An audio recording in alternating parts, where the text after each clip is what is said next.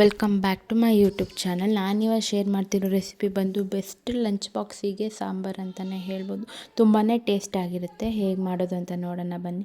First cooker ತೊಗೊಂಡು ಅದಕ್ಕೆ ಒಂದು ಬೌಲ್ ನಾನು ಬೇಳೆ ಹಾಕ್ಕೊತಿದ್ದೀನಿ. ನಾನಿಲ್ಲಿ 4 ಜನಕ್ಕೆ ಮಾಡ್ತಿದ್ದೀನಿ, ಆದ್ದರಿಂದ ಒಂದು ಬೌಲ್ ತೊಗೊಂಡಿದ್ದೀನಿ.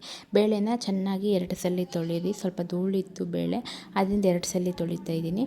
ಈಗ ಒಂದು ಈರುಳ್ಳಿನ ಕಟ್ ಮಾಡಿ ಹಾಕ್ಕೊತಿದ್ದೀನಿ, 2 ಹಸಿಮೆಣಸಿನ್ಕಾಯಿ, 1 ಗೆಂಡೆ ಬೆಳ್ಳುಳ್ಳಿ ಹಾಕ್ಕೊತಿದ್ದೀನಿ, ಸ್ವಲ್ಪ ಕರ್ಬೇವಿನ ಸೊಪ್ಪು, 1/4 ಟೀ ಸ್ಪೂನಷ್ಟು ಜೀರಿಗೆ, 1/4 ಟೀ ಸ್ಪೂನಷ್ಟು ಮೆಣಸು, ಸ್ವಲ್ಪ ಅರಿಶಿನ ಪುಡಿ, ನೀರನ್ನ ಹಾಕಿ ಲಿಡ್ ಕ್ಲೋಸ್ ಮಾಡಿ 2 ವಿಷಲ್ನ ಕೂಗಿಸ್ಕೊತಿದ್ದೀನಿ.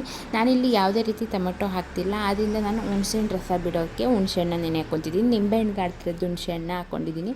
ಈಗ ಇದೇ ಮ್ಯಾಜಿಕ್ ರೆಮಿಡಿ. ಈ ಪುಡಿನೇ ತುಂಬಾ ಟೇಸ್ಟ್ ಕೊಡುತ್ತೆ ರಸಮ್ಮಿಗೆ. ನೋಡಿ, 1 ಸ್ಪೂನಷ್ಟು ಜೀರಿಗೆ, 1 ಸ್ಪೂನಷ್ಟು ಮೆಣಸನ್ನ ಹಾಕ್ಕೊಂಡು ನೀವು ಮೀಡಿಯಮ್ ಫ್ಲೇಮಲ್ಲಿಟ್ಟು ಚೆನ್ನಾಗಿ ರೋಸ್ಟ್ ಮಾಡ್ಕೊಬೇಕಾಗುತ್ತೆ. ಹೈ ಫ್ಲೇಮಲ್ಲಿ ಇಟ್ಬಿಟ್ರೆ ಅದು ಒಳಗಡೆ ಎಲ್ಲ ರೋಸ್ಟ್ ಆಗಿರಲ್ಲ, ಮೇಲೆ ಮಾತ್ರ ರೋಸ್ಟ್ ಆಗಿ ಸಿಡಿಯೋಕ್ಕೆ ಸ್ಟಾರ್ಟ್ ಆಗಿಬಿಡುತ್ತೆ. ಆದ್ದರಿಂದ ಮೀಡಿಯಮಲ್ಲಿ ಇಟ್ಕೊಂಡು ನೀವು ಚೆನ್ನಾಗಿ ರೋಸ್ಟ್ ಮಾಡ್ಕೊಳ್ಳಿ. ಇದ್ರ ಫ್ರೇಗ್ರೆನ್ಸ್ ನಿಮಗೆ ಗೊತ್ತಾಗುತ್ತೆ. ಹಂಗೂ ಗೊತ್ತಾಗಿಲ್ಲ ಅಂತಂದರೆ ಮೆಣಸು ಅದು ಫುಲ್ಲು ರೋಸ್ಟ್ ಆದಮೇಲೆ ಸಿಡಿಯೋಕ್ಕೆ ಸ್ಟಾರ್ಟ್ ಆಗುತ್ತೆ, ಆವಾಗ ನಿಮಗೆ ಗೊತ್ತಾಗುತ್ತೆ. ಅರೋಮಾ ಕೂಡ ಗೊತ್ತಾಗುತ್ತೆ. ಅರೋಮಾ ತುಂಬಾ ಚೆನ್ನಾಗಿರುತ್ತೆ ಅಂತಲೇ ಹೇಳ್ಬೋದು. ಸೂಪರಾಗಿ ಸ್ಮೆಲ್ ಬರ್ತಿರುತ್ತೆ. ಈಗ ನೀವು ಸಿಮ್ಮಲ್ಲೇ ಇಟ್ಟು ರೋಸ್ಟ್ ಮಾಡಿ ನೋಡಿ ಎಷ್ಟು ಹೊಗೆ ಬರ್ತಿದೆ ಅಂತ. ಸಿಮ್ಮಲ್ಲೇ ಇಟ್ಟು ನಾನು ರೋಸ್ಟ್ ಮಾಡ್ತಿರೋದು. ನೀವು ಐ ಫ್ಲೇಮಲ್ಲಿ ಇಟ್ಬಿಟ್ರೆ ತುಂಬ ಹೊಗೆ ಬಂದುಬಿಡುತ್ತೆ, ಆದ್ದರಿಂದ ನೋಡ್ಕೊಂಡು ನೀವು ರೋಸ್ಟ್ ಮಾಡ್ಕೊಳ್ಳಿ. ತುಂಬಾ ಟೇಸ್ಟಾಗಿರುತ್ತೆ. ಈ ಪುಡಿಯಿಂದ ನೆಕ್ಸ್ಟ್ ಲೆವೆಲ್ ಟೇಸ್ಟ್ ಕೊಡುತ್ತೆ ಅಂತಲೇ ಹೇಳ್ಬೋದು. ನೋಡಿ, ಇದು ಇಷ್ಟು ಫ್ರೈ ಆಯಿತು, ಎತ್ತಿಟ್ಟಿದ್ದೀನಿ. ಇವಾಗ ಲಿಡ್ ಓಪನ್ ಮಾಡ್ತಿದ್ದೀನಿ. ನೋಡಿ, ಎಲ್ಲ ಬೆಂದಿದೆ ಚೆನ್ನಾಗಿ. ಇವಾಗ ಒಗ್ಗರಣೆ ಹಾಕೋಣ ಬನ್ನಿ. ಫಸ್ಟು ಒಂದು ಬೌಸಿ ಇಟ್ಕೊಂಡು ಅದಕ್ಕೆ 4ರಿಂದ 5 ಸ್ಪೂನ್ ಆಯಿಲ್ನ ಹಾಕ್ಕೊಂಡು ಎಣ್ಣೆ ಬಿಸಿ ಆದಮೇಲೆ ಅರ್ಧ ಟೀ ಸ್ಪೂನ್ ಸಾಸಿವೆ ಹಾಕ್ಕೊಂಡಿದ್ದೀನಿ, 2 ಒಣಮೆಣ್ಸಿನ್ಕಾಯಿ ಹಾಕ್ಕೊಂಡಿದ್ದೀನಿ, ಮತ್ತು ನಾನಿವಾಗ ಕರ್ಬೇವಿನ ಸೊಪ್ಪು ಹಾಕ್ಕೊಂಡು ಫ್ರೈ ಮಾಡ್ಕೊತಿದ್ದೀನಿ. ನಾನಿಲ್ಲಿ ಬೇಳೆ ಕೂಗಕ್ಕೆ ಹಸಿಮೆಣ್ಸಿನ್ಕಾಯಿ ಹಾಕಿರೋದ್ರಿಂದ ನಾನಿವಾಗ ಒಣಮೆಣ್ಸಿನ್ಕಾಯಿನ 2ನೇ ಹಾಕ್ಕೊಂಡಿದ್ದೀನಿ.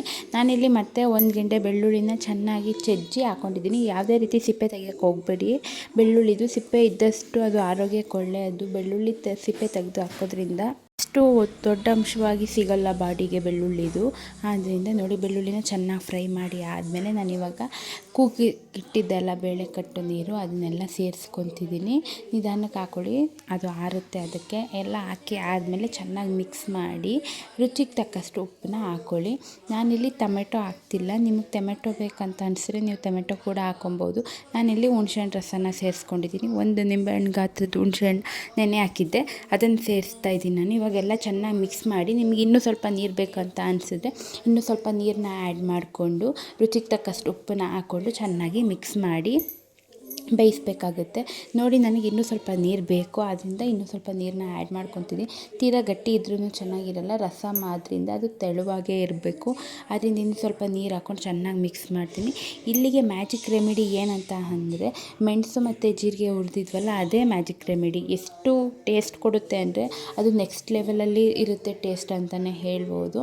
ಎಲ್ಲರೂ ಮಾಡ್ತಾರೆ, ಬಟ್ ಈ ರೆಮಿಡಿನ ಹಾಕಿ ನೀವು ರಸಮ್ನ ಮಾಡಿ ನೆಕ್ಸ್ಟ್ ಲೆವೆಲ್ ಟೇಸ್ಟಾಗಿರುತ್ತೆ ಅಂತಲೇ ಹೇಳ್ಬೋದು. ನೋಡಿ, ನಾನಿಲ್ಲಿ 2 ಟೀ ಸ್ಪೂನಷ್ಟು ಜೀರಿಗೆ ಮೆಣಸು ಪುಡಿ ಮಾಡಿದ್ದೆಲ್ಲ ರೋಸ್ಟ್ ಮಾಡಿ ಡ್ರೈ ರೋಸ್ಟ್ ಮಾಡಿ ಅದನ್ನು ಸೇರಿಸ್ಕೊತಿದ್ದೀನಿ. ನೀವು ಇದು ಬೇಡ ಅಂತ ಅಂದರೆ ನೀವು ರಸಮ್ ಪೌಡರ್ ಸಿಗುತ್ತೆ ಅಲ್ವಾ, ಇನ್ಸ್ಟೆಂಟ್ ರಸಮ್ ಪೌಡರ್, ಅದು ಕೂಡ ಹಾಕ್ಕೊಬೋದು. ಬಟ್ ಅದಕ್ಕಿಂತ ಈ ಮೆಣಸು ಜೀರಿಗೆನೇ ಸೂಪರಾಗಿರುತ್ತೆ ಅಂತಲೇ ಹೇಳ್ಬೋದು ಟೇಸ್ಟು. ಇವಾಗ ಇಲ್ಲಿ ಬಿಳಿ ನೊರೆ ಬರ್ತಿದೆ ಅಲ್ಲ, ಅದು 1 ನಿಮಿಷ ಹಾಗೆ ಬಾಯ್ಲ್ ಮಾಡೋಕ್ಕೆ ಬಿಟ್ಟರೆ ಹೋಗ್ಬಿಡುತ್ತೆ. ಆಮೇಲೆ ರಸಮ್ ರೆಡಿ ಆಗುತ್ತೆ. ಸ್ವಲ್ಪ ಕೈ ಬಿಡದೆ ಆಡಿಸೋದ್ರಿಂದ ಬಿಳಿ ನೊರೆ ಬೇಗನೆ ಹೋಗುತ್ತೆ ಅಂತಲೇ ಹೇಳ್ಬೋದು. ತುಂಬಾ ಟೇಸ್ಟಾಗಿರುತ್ತೆ ಅಂತಲೇ ಹೇಳ್ಬೋದು. ಈ ಹುಷಾರು ತಪ್ಪಿದಾಗ ಬೆಸ್ಟ್ ರೆಮಿಡಿ ಇದು. ಗಂಟ್ಲೆಲ್ಲ ನೋವಿರುತ್ತೆ ಅಲ್ವಾ, ಆವಾಗ ಇದೇ ಥರದ ಹೆಚ್ಚಿನ ಫುಡ್ ಕಂಟೆಂಟ್ಗಾಗಿ ನನ್ನ ಚಾನಲ್ನ ಸಬ್ಸ್ಕ್ರೈಬ್ ಮಾಡ್ಕೊಳ್ಳಿ. Thank you for watching.